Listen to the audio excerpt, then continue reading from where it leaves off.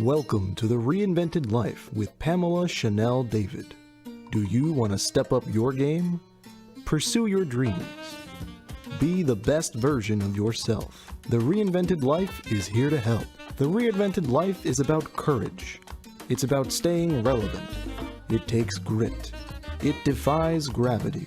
It's about taking inventory of where you are today and where you want to go.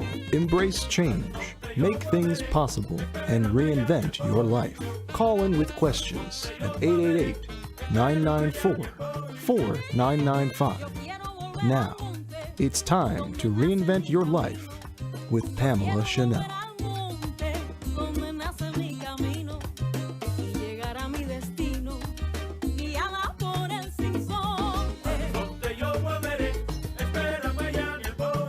going to be recorded. Good morning, everyone. Welcome to the Reinvented Life. It is early in the morning on the West Coast, and we are going to be joined today by the founders, the brains, the brilliance behind the Brooklyn Cafe, Dawn and Freddie, who are coming to us from Florida on the East Coast. So I want to welcome them to the Reinvented Life Show. And I'm excited about what we're talking about today because we're always wanting to bring compelling information to the listeners, to the viewers. And today we're going to be talking about the simplest notion, which is not forgetting that we have choices that we can make in life. The choices we make, not just long-term choices, but daily choices every day, become significant as to how we're feeling about life, how we're feeling energetically, how we're feeling about the world around us. And this conversation today is all about that, is remembering and not forgetting that we have a choice that we can make every single day to live that best life. So with that, I'd love to welcome Dawn and Freddie to the Reinvented Life and engage in this conversation that I think is so important to so many. Good morning, East Coast. Good morning, West Coast. I Yes. gotta tell you, you're gonna have to contain me because you are so right about reinventing and going forward. Something is happening right now that involves you, and you don't even know it yet. I'm The- excited. The notion we have gotten involved with a gentleman that I call Mr. Baseball Phil, and he's an agent for Major League Baseball.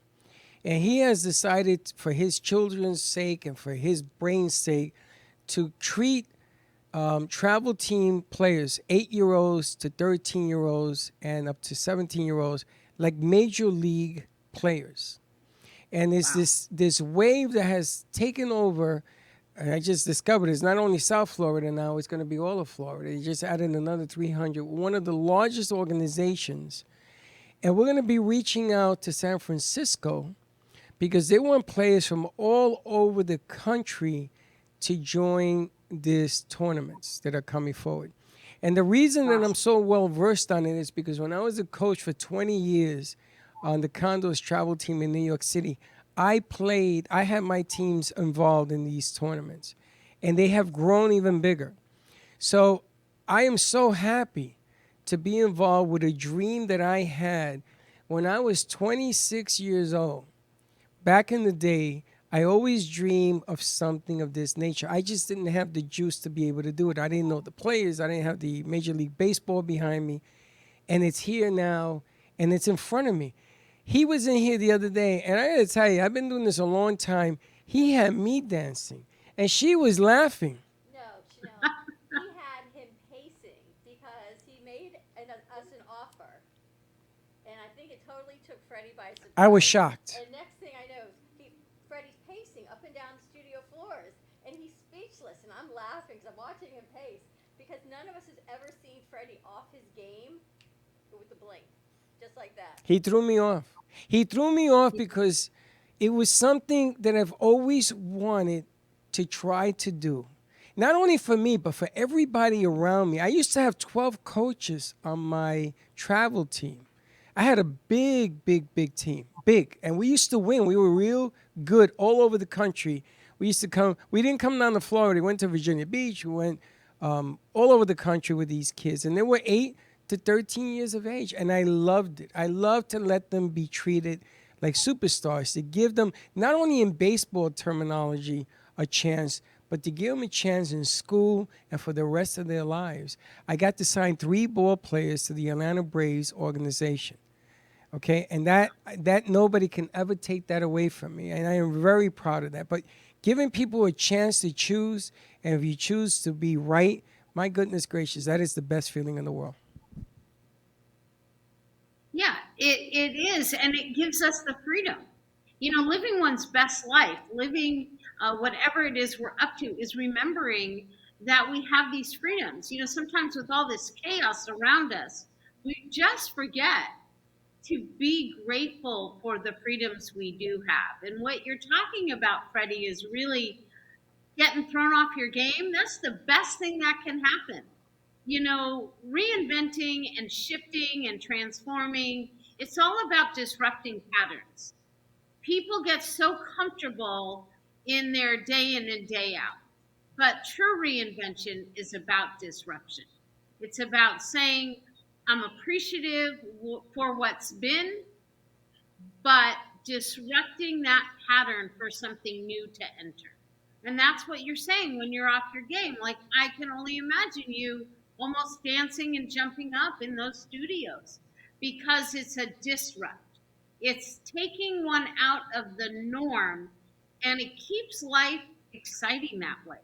It keeps you feeling young. Before we started the show, Dawn and I had a chance just to chat about the fact that, where is our place in life now? Where is it that we belong? And this disrupt helps you to land.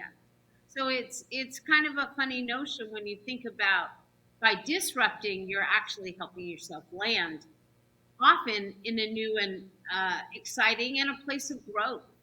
That's really what it's all about, is how do we keep growing? How do we keep moving ahead and bringing more joy and more excitement to your life? That's really what it's all about. Well, speaking of more joy and excitement, what's happening with the new studio space in San Francisco? So this is very exciting. So we will have opened by late summer, early fall, within the next few months, Reinvented Life Center. Some people have heard it talked about in this show. It's incredible what's coming forward. Finding the right space been a little bit more challenging than I anticipated. However, when we find it, there is no lack of support and excitement behind it. The San Francisco Bay Area is so cutting edge in terms of its willingness to, again, embrace change, do things a little bit different, add a little bit of vibrancy.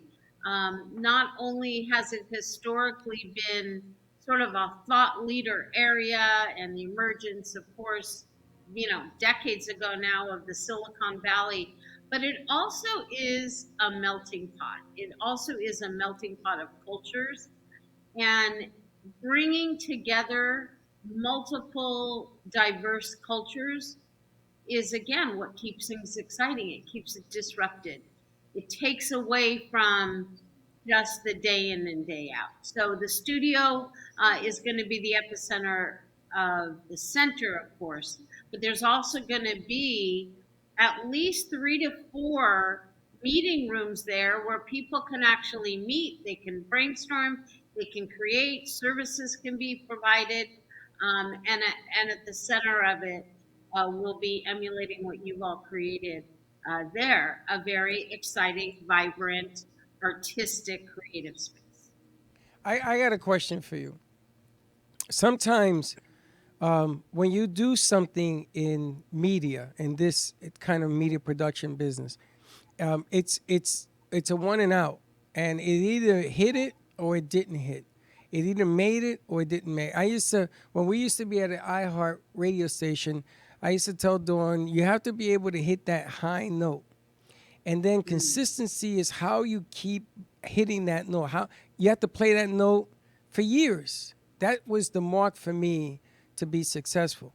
How do you handle when you're on your way to hitting that note and people don't understand what it is you see?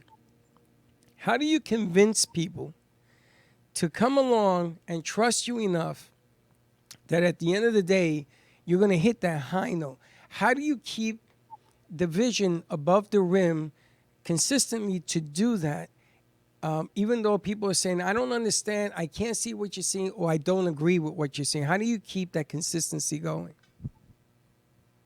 Well, first of all, it starts with being authentic. It starts with actually representing the vision that's authentic to who you are, so that it's comes from a natural place of being and not being thrown off. Keeping that vision so clear in your mind that people don't actually have an ability to not see that vision. They may agree with it or they may not, but it doesn't matter because the right people get attracted to it. And I think the key to it is the attraction and the collaboration with the right people. Don't let, in anything in life, let you get thrown off because of a naysayer. I always share with people when they're reinventing things, some of the closest people in their life will suddenly start to question, will suddenly start to wonder, what is it that you're actually doing? But if you stay clear in your own mind and you have such clarity about it and you can describe it with such vision and optical terms. And by optical, I mean letting people actually see it, describing it so vividly that there's no chance that they can't at least understand what you're doing. But then you have to look inside of you and believe what you believe. You can't let the winds knock you to off your goal, because if you do that, then it doesn't work. You have to be able to hold on to what you believe in, to what you see, to the philosophy of what gets you there. You know, a lot of people have asked me, why do I want to go into San Francisco? Why? Because that's the way to do this thing. That's, Chanel.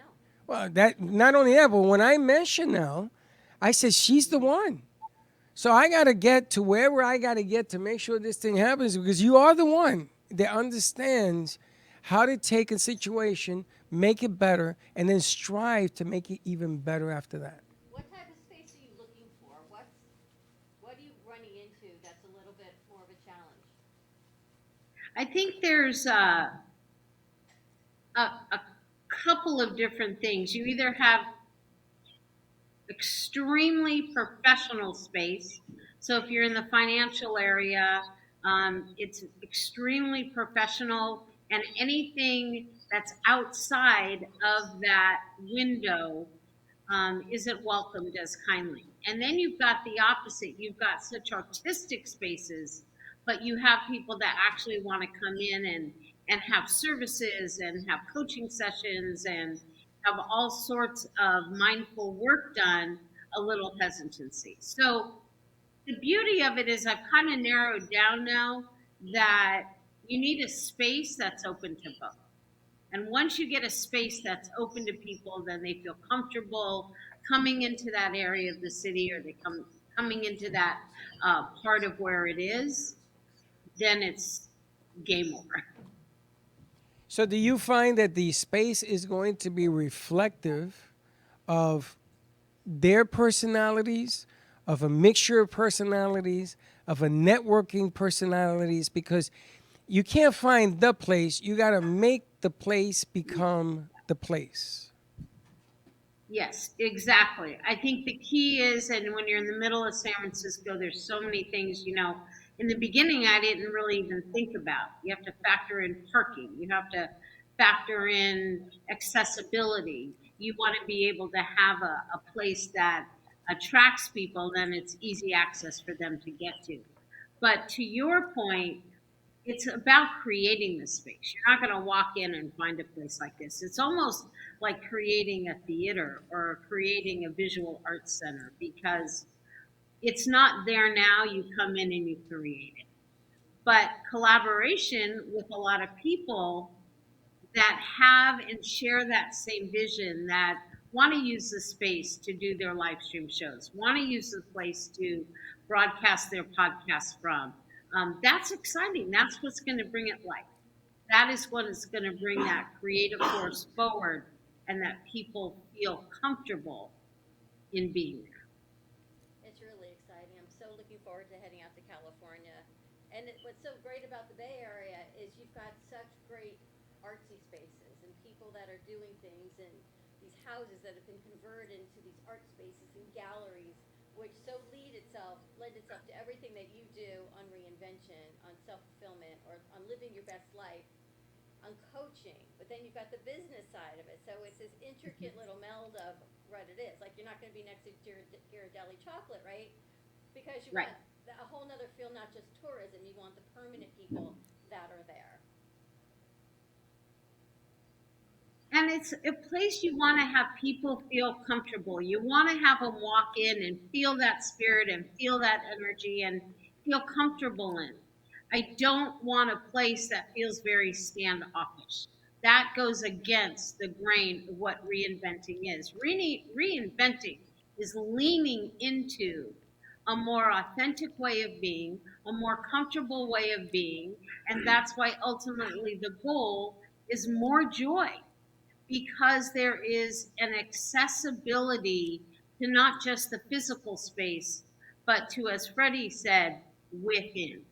We want to help people access what has been locked up. So much about the reinvented life is not just new, but it's actually finding what is more authentic to people. Who are they really? What's taken place in their life? And you often hear me say it, a life, and creating a life by design, not by default. And so often people's life has just become a series of steps, and one has led to the other, and the other, and the other, without the actual design created orientation that is really what the reinvented life is. So the space is actually reflective of being able to be expressive and do so without judgment. And right now, we were talking before the show, before you joined us, about this space. At least I am in my age demographic. For women, I can't speak about men. I think are pulled because I sit and I tell you I'm in my head all the time because I know I'm not my kid's age. I'm not in my 20s, in my 30s, and getting married and having children. Did that, so I know I'm not going back to that. I'm not at my parents' stage, and I'm not really ready to be there, where they're at doctors all the times and they're not living their best life. So I'm in this space in between. If I can't go back, I don't want to go that far forward. And this is my time to live my best life. And what does that look like? So a lot of times you don't get in your head like I do. So I think it through. And sometimes I think it through too much of what do I want to do? Where should I be? What am I going to do next? When I should really just be enjoying the moment that I am in this amazing space that we're in and our incredible crew and these great opportunities to now spotlight kids in baseball and all the things and work with you in California and not worry about being my parents' age, but actually enjoy where I am. And when that happens, that'll happen. Are you working with people? You have to be this demographic that And, I I- sit in. and I think it's adopting the notion of doing the best you can right now, so that things you see with your parents, that you can get ahead of. I know that my emphasis right now on physical fitness and taking the best care of myself and paying attention to my nutrition and all of that, it's like any kind of investment in my future. I will be healthier than I would have been 15 years from now and 20 years from now had I not done that. So, again, the term living your best life is, what are you doing for yourself right now that excites you, that energizes you, and that you're investing in yourself so that you can maximize health and all the other aspects to your life going forward. And knowing that paying attention to yourself, and I've said it on this show many times and I will say it many times more, it's all about personal justice.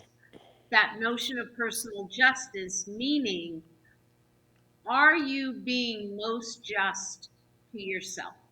And how can you treat yourself in the kindest and most mindful way possible so that you can ensure the strongest you showing up?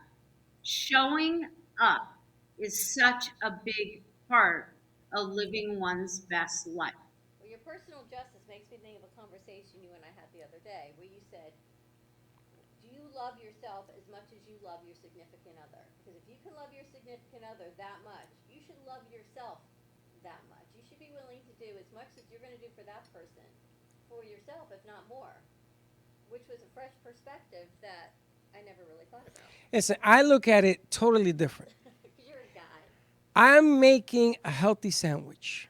That's what this place reminds me of. And every ingredient that I put in here, it's another personality, another show, another ideology, another philosophy. Because there's no such thing as a bad idea. There are only no ideas. So my sandwich right now is about 20 stories high. And then the challenge of delivery, which is how do I eat this sandwich? Do I eat it one bite at a time? How do I cut into it? So I'm formulating the biggest sandwich you've ever seen, the healthy sandwich. Now, there's sometimes people put an olive. I can't stand olives. Don't like them. They'll put an olive in my sandwich. I got to take it out.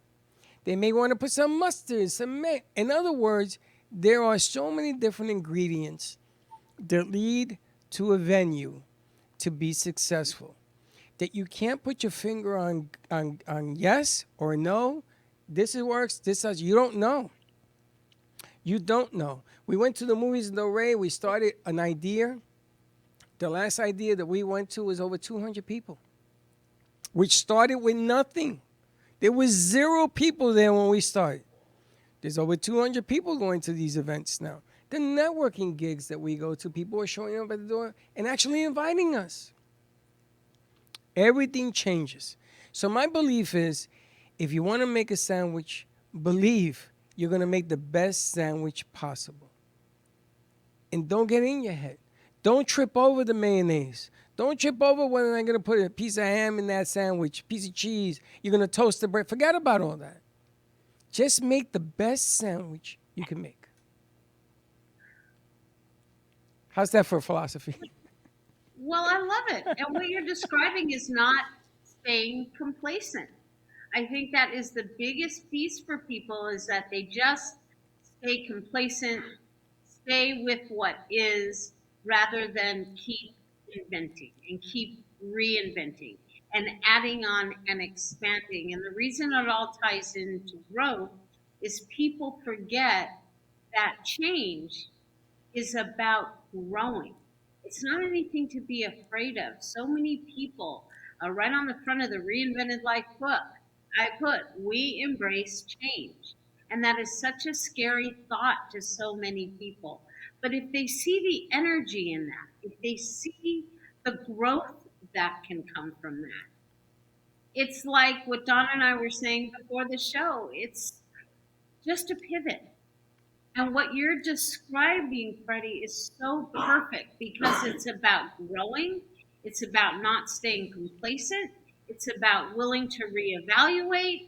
It's not getting caught up on any little detail, but rather keeping that biggest vision in mind, is how can you create the most dynamic space that's growing, that has 200 people, show up at an event that had none before. It's because of the attraction. And we forget, and it's good to remind ourselves how we are the center point of the attraction into our own lives. We spend years and decades not paying attention to ourselves, paying attention to everything else around us, until which time we realize, oh boy, if we're going to have the most authentic and successful life, we have to go back to what is it we're expressing, and how can we pay attention to what's going on with us and for us, and combining those efforts together. True that. And True this, that. Chanel, is what I love so much about working with you. Is you Thank had an you. idea and you said, where are all the platforms I can be seen and heard? And your podcast is actually up. All of your shows have been put on Apple Podcasts, Spotify, iHeartRadio app. And this was like late at night, I think on a weekend, Friday night, and you said, can I use this and this and this and this? And this way, everyone sees where your message is now seen and heard. And you keep going and you keep pushing. Well, it's because I feel like people need the inspiration. People need to know what can be done. And that's my mission in life, is to help people reinvent all or part of their lives so that they can see what's possible and, going back to what we were talking about, really live their best. And the interesting thing is, I always say, no matter what it is that you want people, message you want to deliver, if you can sell a smile, you got it made. Because you can't hide a smile. If you feel good about what you're doing and you can show that, that says it all. Also, you're going to be also on YouTube podcast. We were asked to do that as well. So you're going to get that platform. Your Roku and Amazon Fire platforms are being done, waiting for approval to put your shows on Roku and on Amazon Fire Stick as well. So we're going to put the whole gamut out so that people can learn that the reinvented life is not about fear. It's about striving ahead and smiling. And if you can sell a smile, man, you can do anything in life. Anything. Absolutely. I'm so appreciative of you coming on the show, of these conversations. I feel they're compelling, and I feel more than anything that they serve, as I was saying, an inspiration to people to know that all is possible when you embrace this growth, when you embrace this change, and when you embrace, I love how you described that, Freddie, the sandwich ingredient. I want to remind everyone that you can contact the Reinvented Life at info@thereinventedlife.com. Please send an email to info@thereinventedlife.com. Let's keep this conversation going. These new platforms are all about reaching more people. Have a wonderful week. Look forward to coming back next week, as always, with ideas that help people to really expand their life and empower themselves. Have a great week, everyone.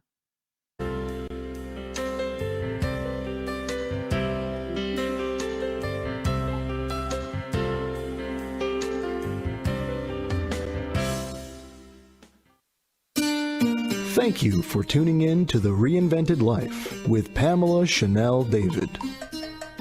Tune in each week so we can work and grow together to become the best version of ourselves. Keep striving, keep dreaming, keep working, and embrace change. You may contact Pamela Chanel at info@thereinventedlife.com.